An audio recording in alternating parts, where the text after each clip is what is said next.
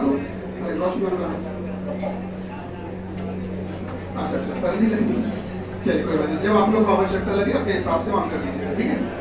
चलिए शुरुआत करते हैं बेटा। जिनके पास शीट ना हो जल्दी से शीट दीजिए, फिर हम आंसर बोलते हैं और फिर सॉल्व करवाते हैं।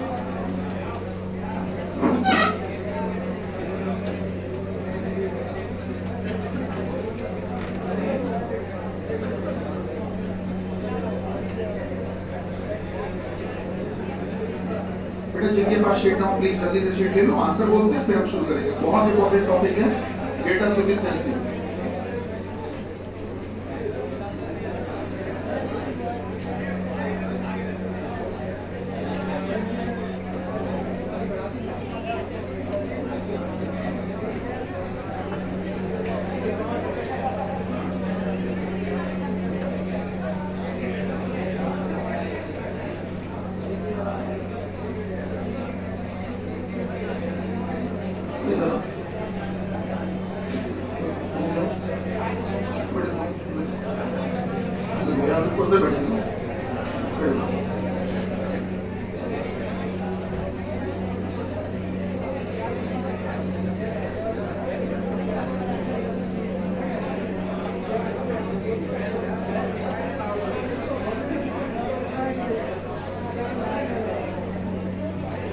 ये पंखा नहीं चालू है, नहीं चालू करना है क्या तुम लोगों को? लड़कियों चालू करना है पंखा,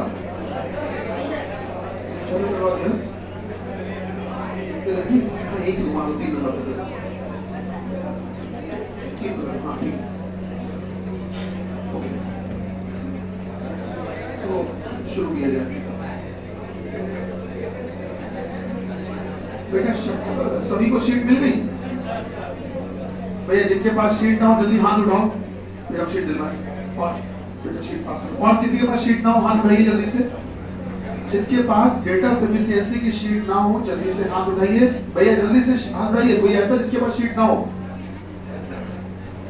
रंजीत ये सीट ऊपर करते हुए एक बार फेरी लगा दो, seat seat seat seat seat चलवा दो सीट को। एक बार याद आ गया अचानक, रोडवेज बस नहीं होती, रोडवेज बस में चले जा रहे थे कानपुर से लखनऊ, तो टाटमिल के पास में बस रुकती है। टाटमिल चौराहे पर लाइट जब जलती है तो बस रुकती है। तो गरी वगैरह बेचने आते हैं, गरी और भी तमाम सारी चीजें। तो ऐसे थाली में गरी खूब सारी ऐसे त्रिभुज के आकार में सजाए रहते हैं। तो वो आया और बैठे थे बस पे, तो बिल्कुल ऐसे मुंह के पास में गए थे, गरी गरी। मतलब सामने वाला अगर कहीं ना भी लेना चाह रहा हो ना भी खाना चाह रहा हो तो मुंह में ठूस दे, लो पैसे लो। खैर वो एक अलग तरीका है, बोलते में आते हैं। बेटा आंसर बोलना शुरू करें। जल्दी बैठो बेटा, जल्दी बैठा दो लोगों को। अरे अंदर ऑफिस में बैठा दो, ऑफिस में शेयर पड़ी, गेट खोल दो, बस बैठो। तुम लोग का रेक्लाइनर सीट है। सूर्यवंशी देखी कि नहीं अभी? अरे बहुत गजब, अरे जबरदस्त, समझे? हाँ बेहतरीन। उसमें जो है अब हमारे पास रिसोर्सेज नहीं है, नहीं पिक्चर इसी चलवा दे बड़े पर्दे में देखो, फिर आप तुम लोगों के लिए सबके लिए 2-2 कोल्ड ड्रिंक दोनों हाथों में, पॉपकॉर्न, 5-5 समोसे, है ना, पूरी व्यवस्था करवा दे हैं। और कोल्ड ड्रिंक जिसका मन ना उसको कॉफी है, और भी ऑप्शनल है। चलते समय 1100 का लिफाफा।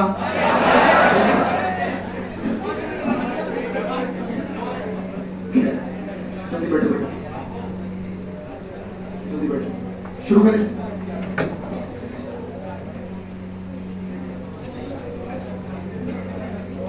शुरू करें बेटा। इन लोगों को सारी शीट है, जिनके पास शीट ना हो शीट दे दो, शीट दो। अब आंसर बोलना शुरू करना है।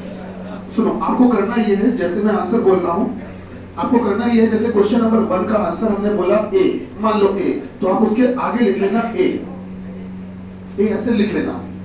और उस ए का मतलब आपको बेटा ऊपर मिल जाएगा, ऊपर है उसमें शीट में ऊपर लिखा होगा ए का मतलब क्या, बी का मतलब क्या, सी लिखा है ना बेटा, ठीक है? तो मतलब मिल जाएगा। मैंने जो पहला ठीक है, चलिए तो शुरू कर रहे हैं। क्वेश्चन नंबर 1 का ए आगे लिखते चलो फटाफट। 2 का डी, डी डी मतलब चौथा, डी। क्वेश्चन नंबर 3 का डी, डी मतलब चौथा, डी चौथा लिखा सर। क्वेश्चन नंबर 4 का ए, 5 का डी, डी मतलब डॉक्टर, डी लिखा। 6 का लिखो ए, 7 का डी, डी मतलब डॉक्टर लिखा। 8 का लिखिए डी, डी मतलब डॉक्टर। 9 के आगे लिखिए ई, सॉरी ए, 9 का ए लिखिए बेटा, ए लिखा बच्चा, ए। 10 का लिखिए ई, 10 का लिखिएगा ई, पांचवा ई। 11 का लिखिए ई, 11 का ई, पांचवा। 12 का डी, डी मतलब चौथा। 13 का डी, डी मतलब चौथा। 14 का ई, ई मतलब पांचवा। 15 का ए, बेटा 15 के आगे ए लिख लो। मैच हो पा रहे हैं थोड़े बहुत, शाबाश बहुत बढ़िया बेटा। 15 का ए हो गया। अच्छा आगे बढ़ते हैं। अब यार मेरे पास अगर 16 से 22 तक के आंसर नहीं है, तुम लोगों ने लगाए? किसी ने लगाए? नहीं लगाए? 16 से 22 लगाए? चलो मदद करना हमारी, बोलो 16 का दूसरा ऑप्शन, बी ऑप्शन दूसरा, बी फॉर बॉल। ठीक है टिक कर लिया, बी फॉर, आप लोग भी टिक कर लो। जिसका जो मैच नहीं होगा फिर हम बोर्ड पे लगा देंगे, परेशान मत हो। 17 का बोलो, चौथा। ठीक है 17 का चौथा टिक कर लिया बेटा। 18 का ऑप्शन बोलो, ई मतलब पांचवा, तो 18 का आगे हमने ई लिख लिया। 19 का बोलो बेटा, हाँ सी, सी मतलब दोनों से आ रहा है, अलग अलग आंसर आ रहा है। ओके सर 19 का सी लगा लिया बेटा। 20 का बोलो, हाँ ई फॉर एलिफेंट, ठीक है ई लिख लिया हमने, ई बेटा। 21 का बोलो, 21 का, हाँ सी बच्चों, सी सही है। चलिए 21 का हमने सी लिख लिया, आपने में सी लिख लिया, ठीक है सी लिखा। हाँ 22 का लगो बेटा, दूसरा, दूसरा मतलब B, B for boy, B. एक काम करते हैं बी लिख लेते हैं, और बाकी अगर बी आपका मैच ना करे तो आप उससे सॉल्व करवाइएगा। चलिए 23 से शुरू करें। क्वेश्चन नंबर 23 का बी, बी फॉर बॉल। 23 के आगे लिख लो बी, बी फॉर बॉल लिखा बेटा।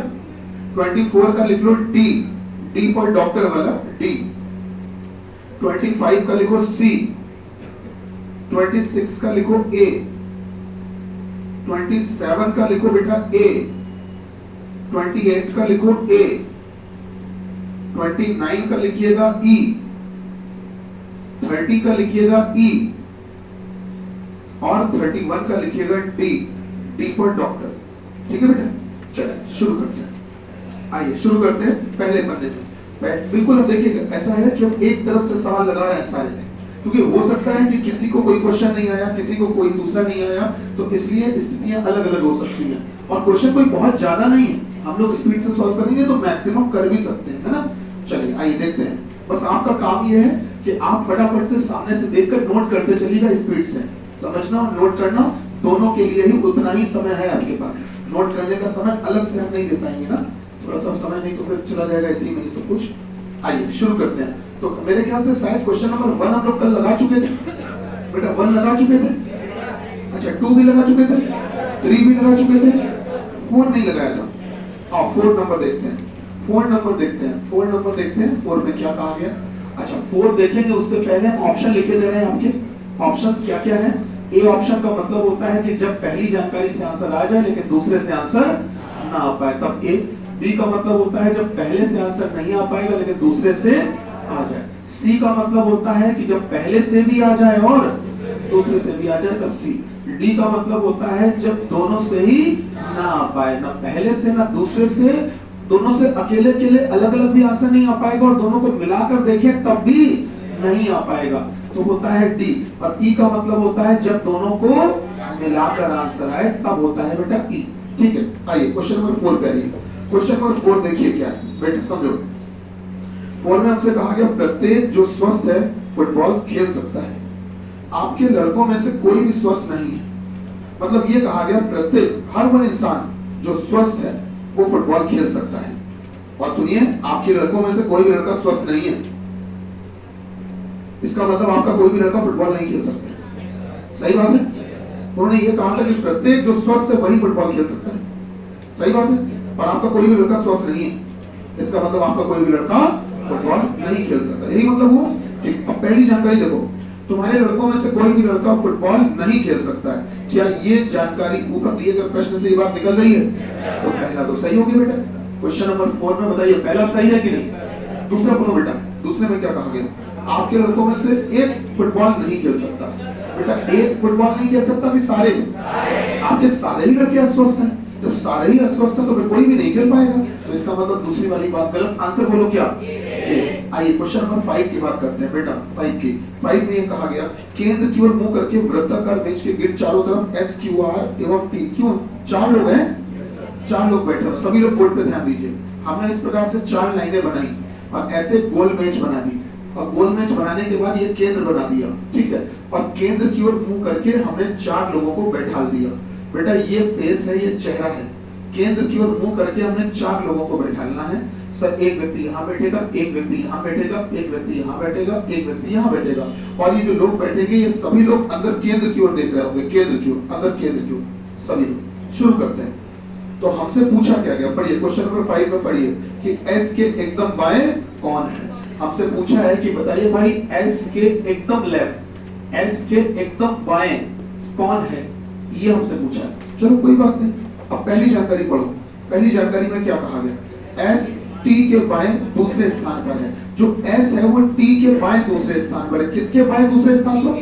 टी के। तो यार हम टी को बैठा ले कहीं पर, अब हम टी को बैठा ले, मान लेते हैं कहीं भी बैठा सकते हैं, कोई दिक्कत नहीं है। मान लेते हैं टी को यहाँ बैठा ला, तो आप बताइए, आप अपने आप को टी की जगह एज्यूम करिए, टी की जगह बैठा लिए, और ये आपका चेहरा है, आप अंदर देख रहे हो, तो बताओ टी का बायां हाथ, क्या टी का लेफ्ट हैंड इधर ही होगा?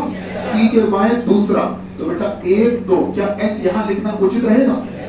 तो बोला आपने ये है हमसे पहली जानकारी में कि एस टी के बाएं दूसरे स्थान पर है। आगे बढ़िए, क्यू व आर के बीच केवल एक व्यक्ति बैठा है। हाँ तो ठीक है, कोई दिक्कत नहीं है, क्यू और आर के बीच में एक व्यक्ति बैठा है, तो हो सकता है कि क्यू यहाँ बैठे तो आर यहाँ बैठ जाएगा, और अगर आर यहाँ बैठे तो क्यू यहाँ बैठ जाएगा। आप मुझे बताओ बेटा, क्यू और आर के बीच में चाहे इधर से देखो तो भी बीच में एक, अगर ऊपर से देखो तो भी बीच में एक, तो पॉसिबिलिटी तो दोनों है ना। अब अपना क्वेश्चन याद करो, क्या था क्वेश्चन?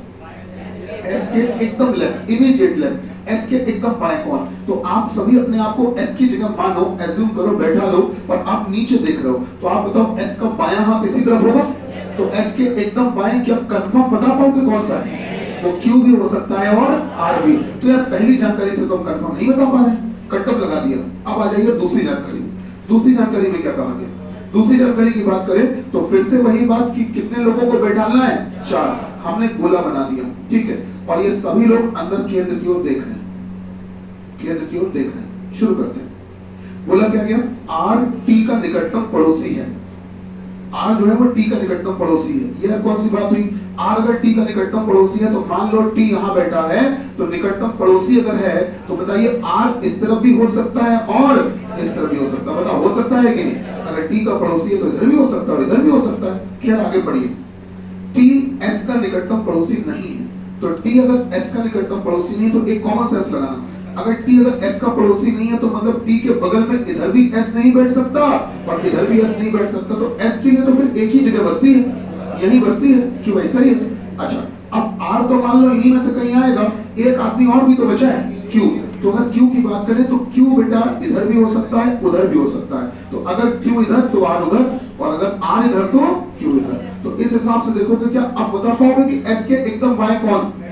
एस के एकदम बाएं आर भी हो सकता है और क्यू भी हो सकता है। कंफर्म नहीं कर पा रहे हैं कौन? तो दूसरी जानकारी से भी आंसर नहीं आ पाएगा, ना पहले से आया ना दूसरे से आया। अब दोनों को मिलाने का समय आ चुका है। ध्यान रखना, मिलाने का अधिकार आपको तभी दिया जाता है जब दोनों पे कट्टम लग जाए। चलो मिला देते हैं। अब मिलाने का मतलब ये होता है कि पहली और दूसरी दोनों जानकारियों को एक साथ जोड़कर तब चित्र बनाते हैं।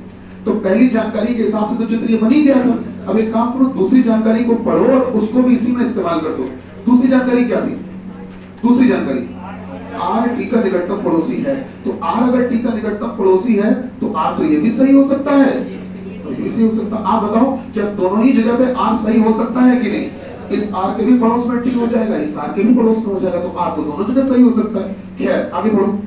टी एस का पड़ोसी नहीं है, तो टी अगर एस का पड़ोसी नहीं है वो तो हमको भी दिखाई पड़ रहा नहीं है, वो तो दूर दूर बैठे हैं। तो इस हिसाब से तो चित्र अभी भी बस इतना ही बन के रह जाएगा। तो आप बताओ क्या एस के एकदम बाएं कौन है, बता पाओगे? नहीं बता पाओगे, तो मिलाकर भी आंसर नहीं आ पाया। पहले दूसरे दोनों को मिलाकर भी आंसर नहीं आ पाया, ना पहले से आया ना दूसरे से आया, ना ही दोनों को मिलाकर आया। ऑप्शन बोलो कौन सा? बी। क्या बात समझ में आई? आइए 6 नंबर देखो बेटा, बोला क्या गया?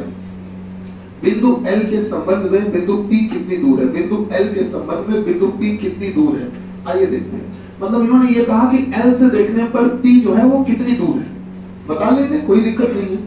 पहली जानकारी पढ़िए बेटा, पहली जानकारी में क्या कहा गया? बिंदु M बिंदु L के पूर्व की ओर 5 मीटर है, तो उसके लिए हमको दिशाएं पता चले। तो दिशाएं कुछ इस प्रकार से होती हैं दुनिया वालों, दिशाएं कुछ इस प्रकार से होती हैं दुनिया वालों, वो ये होती हैं कि उत्तर दक्षिण पूर्व पश्चिम, ये होती 4 दिशाएं, ये होता है केंद्र।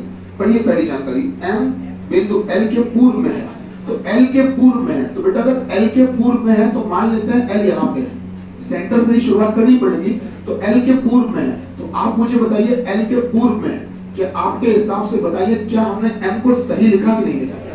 देख कर बताइए क्या L के पूर्व में है कि नहीं? L के पूर्व में है कि नहीं? पूर्व में है ना, तो M जो है वो L के पूर्व में कितने मीटर?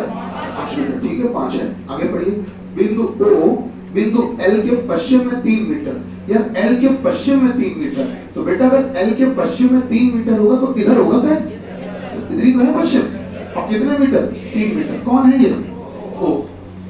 आगे पढ़िए, बिंदु P बिंदु M और O के ठीक बीच में है, M और O के ठीक बीच में, यार O ये है, M ये, पहले तो दूरी बताओ टोटली कितनी? 8 के ठीक बीच में। हाँ बताइए बच्चा, क्या यहाँ कहीं लिखना सही रहेगा? तो यहाँ किसको लिखे ये तो बताओ, कौन सा बिंदु है? P, तो P यहाँ आ गया।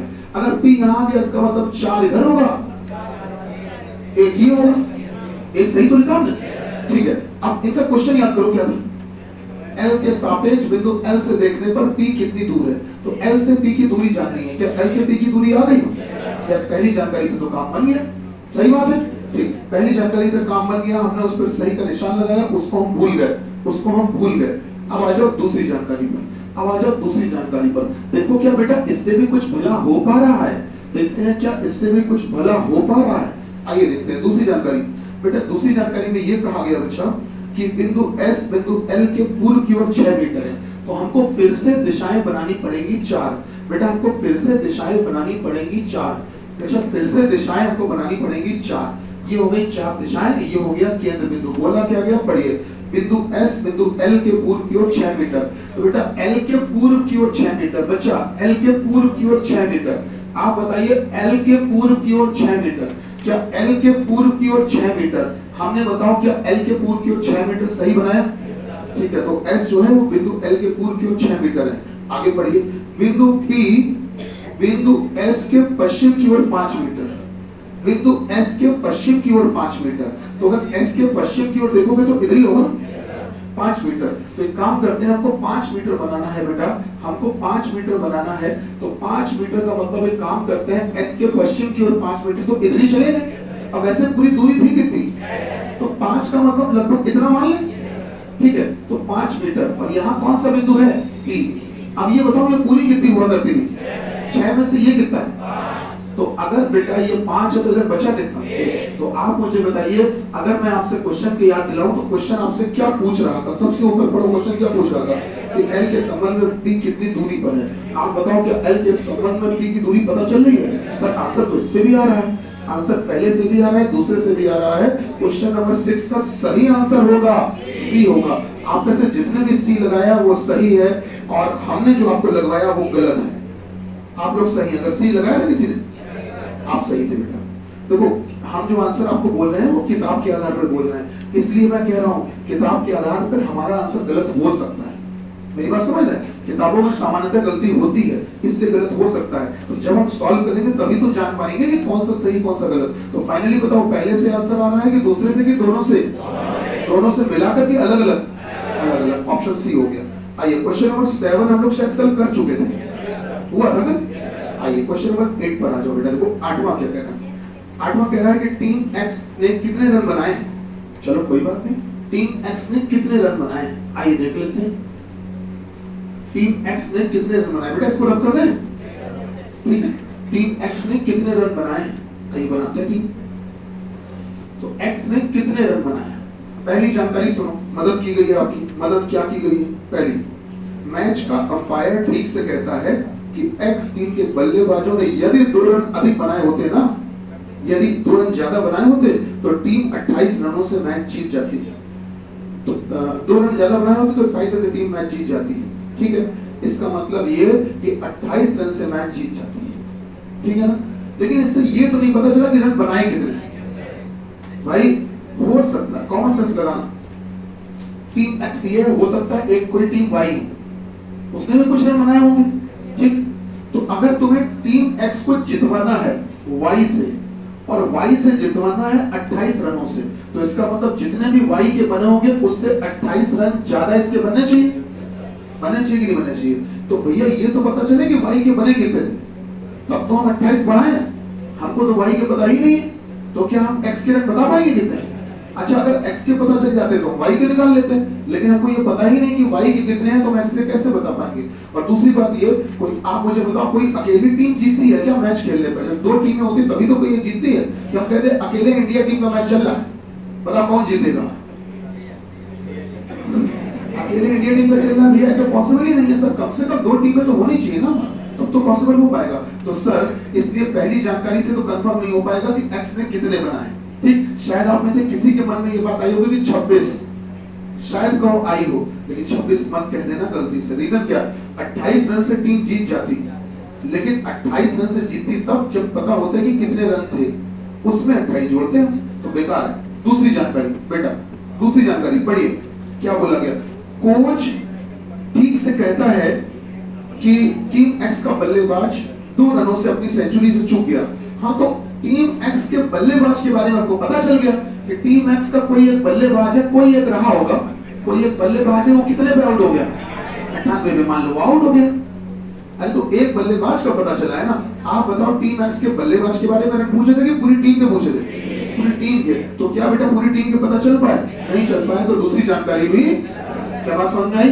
अच्छा पहले से भी नहीं आ पाया, दूसरे से भी नहीं आ पाया, आओ दोनों को मिलाते हैं, मिलाते हैं। तो मिलाने पर भी हमको तो केवल यहाँ एक बल्लेबाज के रन पता है 98, और उधर अगर देखें तो उधर हमको ऊपर वाले में बस ये पता है कि टीम 2 रन से रह गई, नहीं तो 28 रन से जीत जाती। इसका मतलब कि 28 रन से जीत जाती, इसका मतलब अभी जीती होगी तो 26 रन से जीती होगी।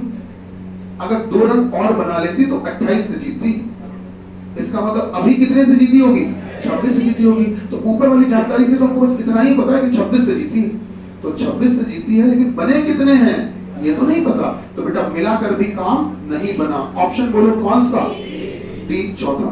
आइए क्वेश्चन नंबर 9 देखिए, बहुत अच्छा सवाल है, बहुत ही अच्छा। गलती होती है अक्सर हम लोगों से ऐसे सवालों में। क्वेश्चन नंबर 9, वर्ष के किस महीने में बिल्डिंग का निर्माण कार्य प्रारंभ हुआ या आरंभ हुआ। वर्ष के किस महीने में बिल्डिंग बनना शुरू हुई। पढ़िए पहली जानकारी, देखिए पहली जानकारी में क्या कहा, ठीक है। पहली जानकारी में क्या हमको पूछा गया है कि मंथ का नेम बताइए, किस महीने में काम शुरू हुआ है। पहली जानकारी पढ़िए, बोला यह गया कि निर्माण इंजीनियर को ठीक से याद है कि निर्माण कार्य जो है वो सितंबर से पहले किंतु मई के बाद शुरू हुआ है, और उस विशेष महीने में 31 दिन नहीं थे। जिस भी महीने में काम शुरू हुआ है ना, उस महीने में 31 दिन नहीं थे, और काम हुआ किस महीने में, मई के बाद और सितंबर के पहले। दोस्तों मई के बाद और सितंबर के पहले महीने कौन कौन से पड़ते हैं, जून, जुलाई, अगस्त, यही तो पढ़ते हैं। और इंजीनियर को यह भी याद है कि उस महीने में 31 दिन नहीं थे, तो अगर 31 नहीं थे तो मतलब जुलाई अगस्त तो बेकार हो गए। इसका मतलब महीना कौन सा हो, जो। क्या पहली जानकारी से पता चल गया निर्माण कार्य किस महीने में, पता चल गया, हमने सही का निशान लगा दिया, ठीक है। अब आ जाओ दूसरे। बिल्डर को ठीक से याद है कि निर्माण कार्य फरवरी के बाद किंतु अक्टूबर से पहले हुआ है, लेकिन उस महीने में 31 दिन नहीं थे, ठीक है, कोई बात नहीं। फरवरी के बाद और अक्टूबर से पहले, तो पहले तो हम ये देख लें कि बीच में महीने पड़ते कौन कौन से। सर मार्च है, अप्रैल है, मई है, बोलो बेटा, मई के बाद जून है, जुलाई है, अगस्त है, सितंबर भी है ना। तो बेटा इतने महीने पड़ते हैं। अब इन्होंने कहा कि देखो एक बात सुन लो भैया, जो महीना है वो 31 वाला नहीं होना चाहिए, तो 31 वाला नहीं होगा तो मार्च हटा दें। मई हटा दे, जुलाई हटा दे, अगस्त हटा दे, तब तो यार बहुत सारे महीने बच गए। तो क्या कंफर्म हो पा रहा है कौन सा महीना? नहीं, हाँ नहीं हो पा रहा है, तो दूसरे से आंसर नहीं आया। ऑप्शन बोलो बेटा कौन सा? पहले से आया, दूसरे से नहीं आया, ऑप्शन ए। अगला देखिए क्वेश्चन नंबर 10। क्वेश्चन नंबर 10 सुनिए। क्या, अब कभी भी ध्यान रखना, किसी सवाल का, कोई भी सवाल अगर क्या से शुरू होता है, क्या से, तो उसका आंसर अगर हाँ में आए या ना में आए, आंसर दोनों का ही आ रहा है। मतलब ये अगर हाँ में जवाब आ जाए या ना में आ जाए, किसी में भी आ जाए, मतलब आंसर आ रहा है। मैंने आपसे पूछा कि क्या आप कानपुर में रहते हैं? तो जो लोग रहते हैं उन्होंने कहा यस, तो मेरे सवाल का जवाब दिया ना। कुछ लोगों ने कहा सर नहीं रहते, मतलब परमानेंट। तो कुछ लोगों ने कहा सर जी नहीं। जवाब तो उन्होंने भी दिया, भले नहीं भी दिया पर दिया तो। पर कुछ लोग ऐसे थे जो चुपचाप ऐसे मुंह पे उंगली रखे बैठे थे, उन्होंने कोई जवाब नहीं दिया। तो उन लोगों ने मेरे सवाल का जवाब नहीं दिया जो कुछ नहीं बोल रहे हैं। लेकिन जिन्होंने हाँ में बोला जवाब उन्होंने भी दिया, और जिन्होंने ना में बोला जवाब उन्होंने भी दिया। तो क्या वाले सवाल की खूबी यही होती है कि उसका जवाब चाहे हाँ में आए चाहे ना में आए, आंसर दोनों ही माने जाते हैं। आइए सवाल सुनते हैं। तो आप मुझे ये बताइए क्वेश्चन नंबर 10 जो है वो क्या से शुरू हो रहा है? क्या? ओके, तो मतलब अब आपको जो जवाब चाहिए वो हाँ और ना में चाहिए। क्यों भाई, सही है ना? हाँ और ना में ही चाहिए। चलिए तो सवाल सुनते हैं। क्या था बेटा? सवाल ये था कि क्या जय ऋषि का सहोदर है, मतलब भाई या बहन है? तो जो जय है क्या वो ऋषि का सहोदर है? वो ऋषि का सहोदर है। सहोदर मतलब भाई या बहन है। पूछा गया क्या ऐसा है? तो आप पढ़िए पहली जानकारी। क्या बोला गया? जय की माता शालिनी। बेटा जय की माता शालिनी। आप लोग मुझे देखकर बताइएगा क्या आपके हिसाब से बेटा क्या मैं चित्र सही बना रहा हूं? जय की माता शालिनी, बेटा जय की माता जो शालिनी है वो ऋषि के ग्रैंडफादर की एकमात्र संतान है।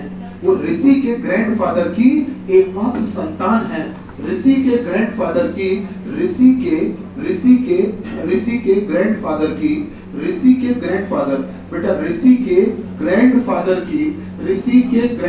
जी, अब पता कुछ और मत समझ लेना है। ऋषि के ग्रैंडफादर की एकमात्र संतान है। तो एकमात्र संतान, और शालिनी एक महिला लग रही है वैसे। एक काम करते हैं, एकमात्र संतान की जगह मैं इकलौती पुत्री लिख दूं, कोई दिक्कत तो नहीं? ये बताओ वो जो इकलौती संतान है वो है तो लड़की ना, तो इकलौती पुत्री लिख देते हैं। अब एक बात बताओ, ऋषि के ग्रैंडफादर का मतलब दादा की नाना? सर दोनों होते हैं। ग्रैंडफादर का मतलब दादाजी भी होते हैं और नाना भी होते हैं। सर दोनों ही होते हैं। क्या आप सही बोल रहे हैं? दोनों ही होते हैं, दादाजी भी और नाना जी भी। तो इसका मतलब ये कि ग्रैंडफादर का मतलब गुरुजी दादाजी भी हो सकते हैं और नाना भी हो सकते हैं। तो अगर ऋषि के दादाजी की इकलौती संतान, अगर ऋषि के बाबा, दादा मतलब बाबा, अगर ऋषि के बाबा की इकलौती संतान है तो क्या ऋषि की बुआ हुई कि नहीं? नहीं हुई। बाबा अच्छा इकलौती संतान। अच्छा इकलौती संतान बोला, मुझे लगा इकलौती पुत्री। अब तो नाना फाइनल। अरे बस नाना फाइनल हो गया। नाना भैया देखो, ऋषि के नाना की इकलौती संतान। बेटा ऋषि के नाना की एक ही बिटिया है। इकलौती संतान मतलब कि लड़का कोई है ही नहीं। इकलौती संतान का मतलब लड़का कोई है ही नहीं, बस वही एक है। वही एक मतलब कौन? शालिनी। जो शालिनी, तो ऋषि के नाना की इकलौती संतान बस शालिनी है। इसका मतलब अगर नाना की इकलौती संतान है तो ऋषि की मम्मी हुई कि नहीं? और अगर ऋषि की मम्मी है ये, और यार जय की भी मम्मी है, जय की भी मम्मी है और ऋषि की भी मम्मी है, तो आप बताओ क्या जय और ऋषि भाई हैं? क्या पहली जानकारी से काम बना? अब आ जाओ दूसरे में। देखो दूसरे में क्या कहा गया? दूसरे में ये कहा गया कि स्मिता ऋषि के पिता की एक पुत्री है जिसका भाई जय है। इन्होंने क्या कहा? इन्होंने ये कहा कि स्मिता ऋषि के पिता की, देखो ऋषि मैंने ये बनाया बेटा, ये है ऋषि, ये है ऋषि, ऋषि के पिता की, ऋषि के पिता की क्या बोला था पहले बताओ? ऋषि के पिता की, ऋषि के पिता की एक पुत्री है, एक पुत्री है। और कौन पुत्री है? स्मिता। स्मिता जो है वो ऋषि के पिता की पुत्री है, जिसका भाई कौन है? इसका मतलब स्मिता का भाई कौन है? जय। तो स्मिता का भाई जय है। अब जरा बात को समझने का प्रयास करिए, क्या स्मिता और जय भाई बहन है? चलो है। अगर स्मिता पुत्री है तो जो जय होगा वो पुत्र होगा, होगा कि नहीं होगा? पुत्र होगा। तो स्मिता हो गई बिटिया, वो हो गया बेटा, तो बेटा और बिटिया दो लोग मिल चुके हैं। ठीक, ये दोनों बच्चे मिलकर आप बताओ वो भी तो पिता ही कहेंगे। अगर इस आदमी के बच्चे हैं तो क्या इस आदमी को पिता कहेंगे कि नहीं? तो ये दोनों बच्चे मिलकर पिता कह रहे हैं, पिता कह रहे हैं कि नहीं कह रहे हैं? और ऋषि भी क्या कह रहा है? पिता कह रहा है। अगर ऋषि भी पिता कह रहा है और ये दोनों लोग भी पिता कह रहे हैं, तो आप बताओ ये तीनों के तीनों सिबलिंग मतलब भाई बहन हुए कि नहीं हुए?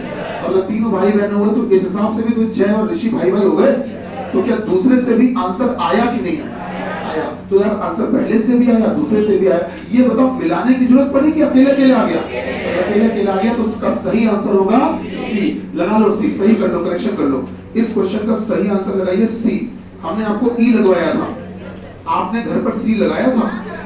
लगाया था तो सही थे आप लोग। बेटा लगा लिया सी? अच्छा आइए question number 11। Question number 11, P Q R और एस में सबसे नाटा कौन, सबसे छोटा कौन? पी क्यू आर एस में सबसे छोटा कौन? पी क्यू आर एस में सबसे नाटा कौन? आप ध्यान दीजिए बेटा, देखो यहाँ पर ब्लड रिलेशन के सवाल भी हो रहे हैं, कैलेंडर के सवाल भी हो रहे हैं, सीटिंग अरेंजमेंट के सवाल भी हो रहे हैं, रैंकिंग के सवाल भी हो रहे हैं। ठीक है, तो यही एक डेटा एफिशिएंसी का फायदा होता है। पी क्यू आर एस में सबसे नाटा कौन? चलो देख लेंगे सबसे नाटा कौन है, ये हमसे पूछा है। चलो पढ़ो पहली जानकारी। एस पढ़िएगा, एस आर जितना लंबा नहीं है, आर जितना लंबा नहीं है, इसका मतलब आर ज्यादा लंबा है, यही मतलब हुआ। अगर आर ज्यादा लंबा है तो आप बताओ आपके हिसाब से क्या हमने सही लिखा? बोला ये गया कि जो एस है वो आर जितना लंबा नहीं है, आर जितना लंबा नहीं है, इसका मतलब आर ज्यादा लंबा है। सही बात है। अच्छा पढ़िए आगे, लिखा क्या था? एस आर जितना लंबा नहीं है किंतु क्यू से लंबा है। आर जितना ज्यादा लंबा तो नहीं है, लेकिन किससे लंबा है? क्यू से लंबा है। तो आप बताइए आपके हिसाब से कहानी सही बनी? आप बताओ क्वेश्चन में ऊपर नाम कितने दिए थे? 4। कौन कौन से? P Q R S. तो आप 4 में से कितने नाम लिख पाए? एक नाम बच गया, कौन सा? पी। अब पी लिखना है, बताओ कहां लिखते हैं? कुछ पता नहीं सर, इधर भी हो सकता है, उधर भी हो सकता है। क्या मेरी बात समझ रहे हैं? इधर भी हो सकता है, उधर भी हो सकता है। तो क्या सबसे नाटा कौन ये बता सकते हो क्या?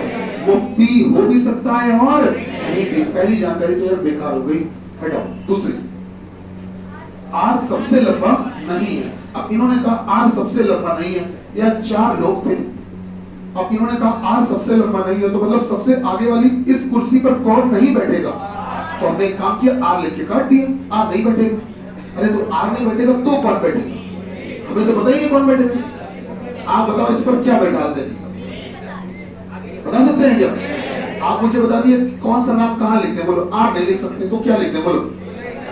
लिख सकते हैं क्या? नहीं लिख सकते। किसी को लग तो नहीं रहा है? हाँ, ऐसा बिल्कुल मत सोचना। शायद किसी के मन में ये बात आई होगी, गुरुजी पी लिख दो आगे, पी यहाँ, आर यहाँ, एस यहाँ, क्यू यहाँ।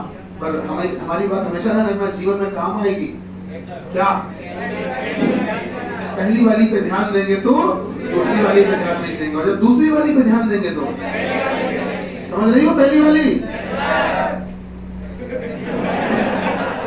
वही आखिरी वाली है हमारी। तुम लोग और समझ रहे हो? पहली वाली समझ लिया तुम लोग? ये सर लगाए पड़े। चलो क्या, कोई बात नहीं। तो हमारी और पहली वाली के बीच क्या मामला है वो हम लोग समझ लेंगे। क्या है? तो बेटा क्या इंडिविजुअल अकेले दूसरे से आंसर आ पाएगा? बोलो। अच्छा जब बेटा दोनों पे कट्टम लग जाए, क्या आप दोनों को मिला दें? ठीक, आप मिला सकते हैं, आओ मिलाते हैं। बेटा मिलाने का मतलब तुमने ये कहा कि सबसे आगे आर नहीं आ सकता, यही कहा? अच्छा एक बात बताओ, आर नहीं आ पाएगा, तो अगर हम आर यहाँ लिखते हैं, एस यहाँ लिखते हैं, क्यू यहाँ लिखते हैं, तो बात बन सकती है नहीं? एक नाम बच गया। तो अब आप बताओ कि सबसे नाटा कौन? क्या आ गया आंसर? कैसे आया? ऑप्शन बोलो। 5वां क्वेश्चन नंबर 12, कोडिंग डिकोडिंग। बोला ये गया कोड भाषा में एनआई का अर्थ क्या है? जो एनआई है उसका अर्थ क्या है? एनआई का अर्थ क्या है? आइए देखते हैं। क्वेश्चन नंबर 12, एनआई का अर्थ क्या है? चलो देख लेंगे एनआई का अर्थ क्या है, कोई दिक्कत नहीं है। पहली जानकारी पढ़िए, इन्होंने हमसे ये कहा, पहली जानकारी पढ़िए, उसमें ये कहा बेटा एनआई, बेटा PA हाँ का अर्थ है एन ऑनेस्ट बैंक एम्प्लॉय, हम नीचे लिखे दे रहे हैं एम्प्लॉय। बेटा समझ गए, एन ऑनेस्ट बैंक एम्प्लॉय, 4 शब्द हैं। अगर बेटा इधर पे 4 शब्द है तो बच्चा इसमें 4 कोड भी तो है, but not necessarily in the same order, पर जरूरी नहीं कि उसी क्रम में। अभी और भी मैं लिखूंगा, लेकिन इतना सुनो पहले, 1 2 3 4 कोड है और 4 शब्द है। आप मुझे ये बताओ कौन सा कोड किसका, क्या ये कंफर्म कर सकते हो? नहीं कर सकते हो, क्योंकि ऐसा मत सोच लेना कि सबसे पहला कोड पहले का, दूसरा कोड दूसरे का, तीसरा कोड तीसरे का, ऐसा कोई जरूरी नहीं है। ये 4 है, वो 4 है, कौन किसका नहीं पता, हटाओ। पहली जानकारी में और भी कुछ दिया है, पढ़ो। ये दिया है कि ऑनेस्ट, पढ़ो बेटा, ऑनेस्ट, ऑनेस्ट, ऑनेस्ट के बाद बैंक एम्प्लॉय, एम्प्लॉय, हाँ एम्प्लॉय,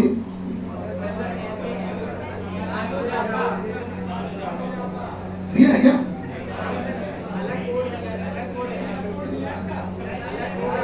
ऑनेस्ट बैंक एम्प्लॉय, और ये अर्थ है इसका एम्प्लॉय ऑफ बैंक का।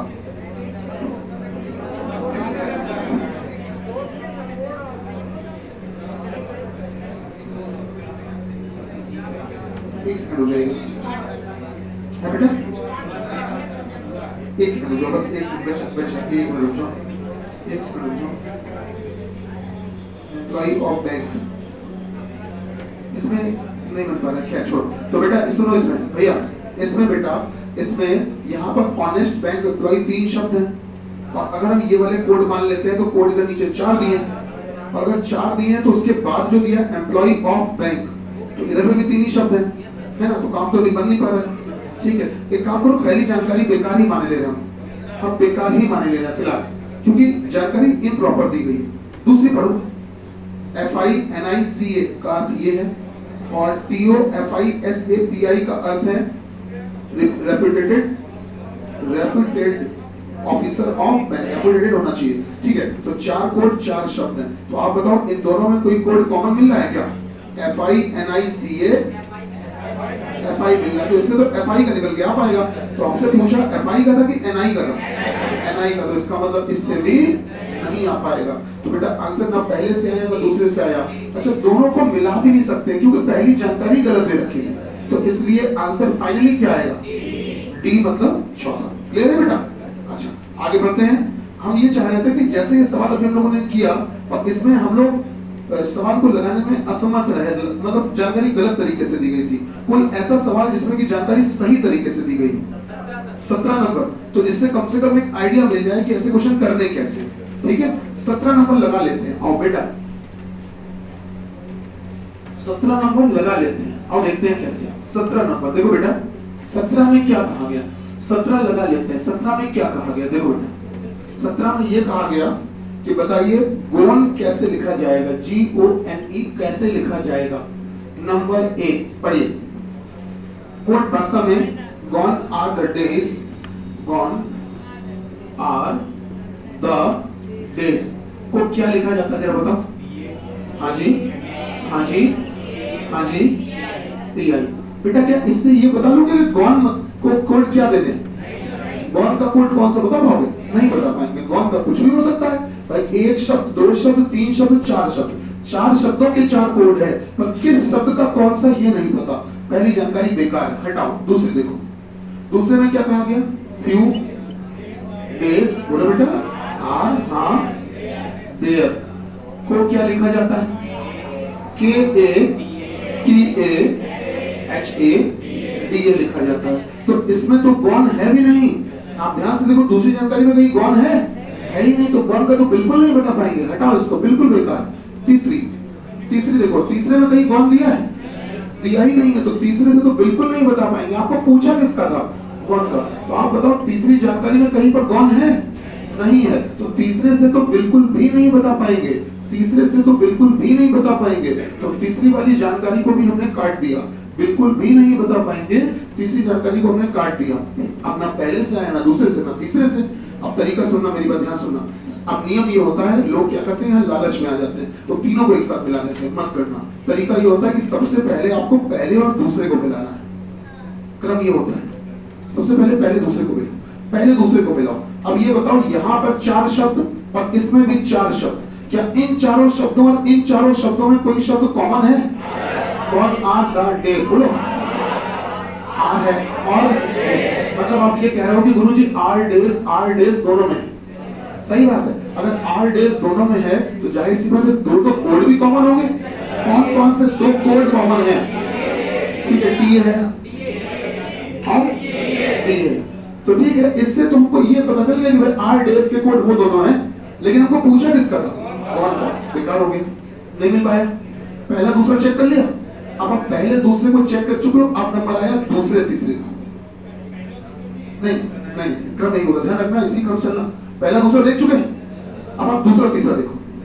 दूसरा तीसरा क्रम यही रहता है, दूसरा तीसरा। दूसरे तीसरे में ये बताओ, अब हाँ सुनो, बुला दो वो बातें, वो यादें, वो ख्याल है, बुला दो। तो अब बताओ, बुलाना पड़ेगा, मुश्किल है, हम समझ रहे हैं, नहीं जाता है दिल से नाम, है ना, पर बुलाती है मगर जाने का नहीं। चलिए कोई बात नहीं। अब बेटा दूसरी तीसरी जानकारी को ले लो। बच्चा क्या इनमें और इनमें कुछ कॉमन है क्या? बेटा few days are there, the new book is good, कुछ कॉमन है?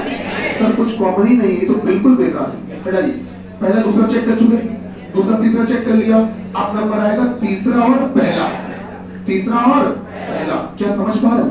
अब आप पहले सेंटेंस को देखो और तीसरे सेंटेंस को देखो, क्या कुछ कॉमन है? सर दा इसमें भी है, दा इसमें भी है। तो दा अगर दोनों में है तो एक वर्ड भी कॉमन होगा। कौन सा कॉमन है? तो इससे तो दा का पता चला, लेकिन हमसे दा का पूछा ही किसने था? हमसे पूछा किसका था? कौन था? क्या कौन का पता चल पाया? नहीं। तो बेटा इससे भी बात नहीं बनी। तो आपके 13 बन चुके हैं। पहला दूसरा फेल हो गया, दूसरा तीसरा फेल हो गया, तीसरा पहला फेल हो गया। अब जाके आखिरी में नंबर आया, अब तीनों को एक साथ मिला दो। अब तीनों को मिलाओ, अब तीनों को मिलाओ, अब तीनों को मिलाओ। तो आप बताओ, तीनों को मिलाओगे तो पहले सेंटेंस और दूसरे सेंटेंस में क्या कॉमन था? बताओ। हाँ भाई, डेज कॉमन था पहले दूसरे में। तो आर डेज, तो आर डेज कॉमन था। अगर आर डेज कॉमन था, मैंने त्रिभुज से बंद किया, त्रिभुज से आर डेज, तो जाहिर सी बात है इन दोनों में दो कोड भी कॉमन होंगे, डीएल टीएल। अब डीएल टीएल कॉमन है तो इससे ये तो पता चल गया कि गुरुजी आर डेज के जो कोड होंगे वो यही दोनों होंगे, और दा का कोड क्या वो पहले जान चुके हम। तो तीनों को मिला के इस्तेमाल कर रहे हैं। अब ये बता दो, क्या इसमें आखिरकार बचा कौन? उधर बचा कौन? तो क्या बचे का बचा वाला हो गया? तो क्या कंफर्म हो गया? सर कौन कहा गया? मिलाकर, तीनों को मिलाकर आया। ऑप्शन बोलो कौन सा? ऑप्शन बोलो चौथा। क्या बात समझ में आई? अब तो गड़बड़ी नहीं होगी। तरीका ध्यान रखना, क्रम यही होता है, सबसे पहले पहला दूसरा, फिर दूसरा तीसरा और फिर तीसरा पहला, और अगर सब फेल हो जाए तब तीनों को एक साथ। चलिए ये था 17 नंबर। बेटा एक और लगा लेते हैं जल्दी से। 13 नंबर की बात करें। 13, एक कॉलेज में 5 विभिन्न विषय हैं, फिजिक्स, केमिस्ट्री, बॉटनी, जूलॉजी और गणित। वो एक ही हफ्ते के 5 दिनों पढ़ाए जाते हैं। यार हफ्ते में दिन तो 7 होते हैं, 7 दिन होते हैं, और इन्होंने कहा 5 दिनों में ये 5 विषय पढ़ाए जाते हैं। और हफ्ता सोमवार से शुरू होना चाहिए और शुक्रवार को खत्म होगा। तो सोमवार से शुरू होगा और शुक्रवार को खत्म होगा। चलिए कुछ काम बन सकता है। सोमवार से शुरू होगा, शुक्रवार को खत्म होगा, और 5 विषय हैं, तो सोमवार से शुक्रवार तक दिन भी तो 5 ही होते हैं। ठीक है, तो इन्होंने हमसे कहा कि सोमवार से शुक्रवार तक ये 5 विषय हैं। अब कौन सा विषय किस दिन ये नहीं पता। चलो क्वेश्चन की दी गई जानकारी को लिख लेते हैं। सोम, मंगल, बुध, बृहस्पति, शुक्र। बेटा इन 5 दिनों में तुम्हें एक एक विषय पढ़ाना है, एक एक विषय पढ़ाना है। ठीक, और देखो क्वेश्चन में हमको 5 विषय के नाम भी दे दिए। कौन कौन से? फिजिक्स, केमिस्ट्री, बॉटनी, जूलॉजी और गणित। अब क्वेश्चन को पढ़ते जाओ, उसमें पढ़ो आखिरी में क्या लिखा। क्या केमिस्ट्री बुधवार को पढ़ाया जाता है? क्वेश्चन क्या से शुरू हुआ, अगर क्या से शुरू हुआ तो आंसर चाहे हाँ में आए चाहे ना में आए आंसर माना जाएगा, है ना। तो क्या केमिस्ट्री बुधवार को पढ़ाया जाता है? ठीक है, चलो सुन लेंगे। पहली जानकारी सुनो, जूलॉजी और गणित के बीच में 2 विषय पढ़ाए जाते हैं। गणित जो है वो जूलॉजी से पहले पढ़ाया जाता है। मतलब इनका कहना यह है कि गणित ऊपर और जूलॉजी नीचे। अब गणित और जूलॉजी के बीच में, गणित और जूलॉजी के बीच में, गणित और जूलॉजी के बीच में कितने दिन? 2 दिन होने चाहिए। अब तुमको ये सिस्टम सेट करना है तो कहीं भी हो सकता है। आगे सुनो, आगे सुनो। जिस दिन फिजिक्स पढ़ाई जाती है उसके एकदम अगले दिन केमिस्ट्री पढ़ाई जाएगी। फिजिक्स के ठीक अगले दिन केमिस्ट्री, तो फिजिक्स के ठीक अगले दिन केमिस्ट्री, तो फिजिक्स के ठीक अगले दिन केमिस्ट्री, तो हमारे हिसाब से वो बीच में ही होंगे। क्योंकि अगर तुम इन चारों को 1 2 3 4 इन चारों को उठा के अगर ऊपर से बैठाते हो, ऊपर से, तो यहां तक तो तुम भर ही लोगे, केवल नीचे की 2 लाइन बची। तो आप बताइए क्या केमिस्ट्री वाली कहानी नीचे हो पाएगी? नहीं हो पाएगी, ठीक है ना। अगर तुम इन चारों को नीचे से बैठाते हो तो ऊपर वाली लाइन बची, तो ऊपर में नहीं हो पाएगी। तो इसका मतलब इन्होंने बोला क्या है? पढ़िए पढ़िए, क्या लिखा है? क्या लिखा है? जिस दिन फिजिक्स पढ़ाई जाती है उसके अगले दिन केमिस्ट्री। तो एक बात तो तय हो गई कि फिजिक्स यहाँ और केमिस्ट्री यहाँ। बोलो क्या हम सही लिख रहे हैं? ठीक है। तो फिजिक्स के ठीक अगले दिन केमिस्ट्री पढ़ाई जाती है। ठीक, आगे बढ़ो। शुक्रवार को बॉटनी नहीं पढ़ाई जाती है। शुक्रवार को बॉटनी नहीं पढ़ाई जाती है। अब जरा समझो बात को। अगर मैं ये कहानी ऊपर से शुरू करता कि सबसे ऊपर गणित, उसके बाद फिजिक्स, उसके बाद केमिस्ट्री, उसके बाद जूलॉजी, तो सबसे आखिरी की तो जगह बचती है। अब उसमें हमको मजबूरी में क्या लिखना पड़ता है? बॉटनी। और इन्होंने कहा था कि बॉटनी किस दिन नहीं पढ़ाई जाती? शुक्रवार को। बॉटनी तुम यहाँ लिखना पाते। इसके लिए काम करो, तुम सबसे ऊपर से शुरू ना करो, तुम नीचे से शुरू करो। तो सबसे नीचे हम लिख देते हैं जूलॉजी। बोलो बेटा, सही है। जूलॉजी के ऊपर केमिस्ट्री, बेटा फिजिक्स, फिर मैथ्स। अब एक सब्जेक्ट बच गया, तो बॉटनी के लिए यही तो जगह बचती है। तो आप बताइए, आपके हिसाब से ये बताओ केमिस्ट्री किस दिन पढ़ाई जा रही है?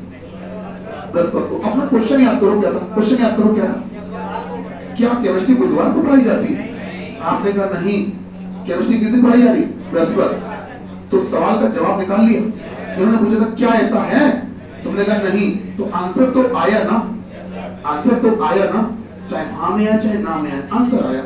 दूसरी जानकारी देखो, दूसरी जानकारी क्या कह रही है? सुनो, दूसरी जानकारी ये कह रही है कि बॉटनी और जूलॉजी के बीच 3 लेक्चर निर्धारित हैं। गणित फिजिक्स से एकदम पहले पढ़ाया जाता है। फिर वही बात आ गई है, सोमवार, मंगलवार, बुधवार, बृहस्पतिवार और शुक्रवार। इन्होंने क्या कहा? सुनो बेटा जरा, इन्होंने बच्चा क्या कहा? सुनिए। इन्होंने ये कहा कि बॉटनी और जूलॉजी के बीच में 3 लेक्चर हैं। तो बॉटनी और जूलॉजी के बीच में 3 लेक्चर हैं, तो हमारी समझ से एक सबसे ऊपर एक सबसे नीचे, यही बचता है। तो हो सकता है कि अगर बॉटनी सबसे ऊपर तो जूलॉजी सबसे नीचे, लेकिन अगर जूलॉजी सबसे ऊपर, बोलो बेटा, तो सबसे नीचे कौन? तुलना के होंगे इन्हीं दोनों में। आगे पढ़ो, किसी में दूसरी जानकारी में बोला गया गणित फिजिक्स के एकदम पहले पढ़ाया जाता है। अब गणित अगर फिजिक्स के एकदम पहले पढ़ाया जाता है तो फिर कुछ भी हो सकता है। हो सकता है फिजिक्स यहाँ तो गणित यहाँ। क्यों ऐसा ही है भाई? अब जरा ध्यान देना, बहुत अच्छा सवाल आ गया। फिजिक्स के एकदम पहले कौन? गणित। तो आप बताओ, फिजिक्स के एकदम पहले अगर गणित आ जाएगा तो फिजिक्स और मैथ्स तुमने अगर यहाँ लिखा तो एक ही कुर्सी बची है, और वो कुर्सी किसके नाम की बची है? केमिस्ट्री। बची है कि नहीं बची? तो अगर एक संभावना ये हो सकती है तो फिर एक संभावना ये भी तो हो सकती है कि अगर तुम फिजिक्स यहाँ लिख दो और फिजिक्स के ठीक ऊपर कौन लिख दो? मैथ्स, और तो फिर मजबूरी में यही केमिस्ट्री लिखना पड़ेगा। अपना सवाल याद करो जरा, सवाल क्या था? क्या केमिस्ट्री बुधवार को पढ़ाई जाती है? तो चाहे तुम इस चित्र को देख लो और चाहे उसको देख लो, दोनों ही चित्रों में जो केमिस्ट्री है वो बुधवार को नहीं पढ़ाई जाएगी। भले ही हमें जानकारी पूरी ना पता, लेकिन इतना पता है कि केमिस्ट्री या तो मंगल या बृहस्पति। तो क्या केमिस्ट्री बुधवार को पढ़ाई जाती है? भले हमको ये नहीं पता चल पाया कि दिन कौन सा है केमिस्ट्री का, लेकिन इतना पता चल गया कि गुरुजी बुधवार तो नहीं होगा। क्या ये बात मानते हो? बुधवार तो नहीं होगा, वो मंगल और बृहस्पति में से कुछ भी हो सकता है, बुधवार तो नहीं होगा। तो इन्होंने पूछा क्या केमिस्ट्री बुधवार को पढ़ाई जाती है? तो आपका जवाब तो आ गया ना। आंसर क्या आया? नहीं। तो मतलब आंसर तो आया, तो आंसर पहले से भी आया और दूसरे से भी आया। ऑप्शन बोला जाए सी। क्वेश्चन नंबर कौन सा था ये? 13 का आंसर लगा लो सी। कुछ करेक्शन हो पा रहा है? आप लोगों ने घर पर सी लगाया था? शाबाश बेटा, सी। क्या बात समझ में आई? अच्छा सुनो, बस और करें बेटा, एक काम करना, आप भी बहुत मेहनत कर रहे हो और थोड़ी बहुत मेहनत हम भी कर ही रहे होंगे, ऐसा लग भी रहा होगा आपको। और दोनों ही लोग जो प्रयास कर रहे हैं वो आपके सिलेक्शन को लेकर कर रहे हैं। एक ही मकसद है कि आपका सिलेक्शन हो जाए, मतलब selection in the sense reasoning में सारे क्वेश्चन सही हो, बस ये हमारी जिम्मेदारी, यही हो ना बेटा। कल शीट, अब देखो सीट को तुमको लगाने का आइडिया तो मिल गया। एक काम करेंगे, कल हम आपसे ये पूछेंगे कि आपको कौन से क्वेश्चन नहीं आए, तो मेरे ख्याल से शायद तब सारे ना लगाने पड़े, तो जो आपको नहीं आए वो बोर्ड पे लगवाएंगे और कल टॉपिक आगे बढ़ाएंगे वादे के मुताबिक, लॉजिकल और हाँ लॉजिकल रीजनिंग और इनपुट, ठीक है। और हो सकेगा तो सिलॉग भी, कल बात इसी पर होगी, ठीक। तो कल भी शाम को 6 बजे भंडारे में आप सब आमंत्रित हैं। धन्यवाद। भारत माता की जय।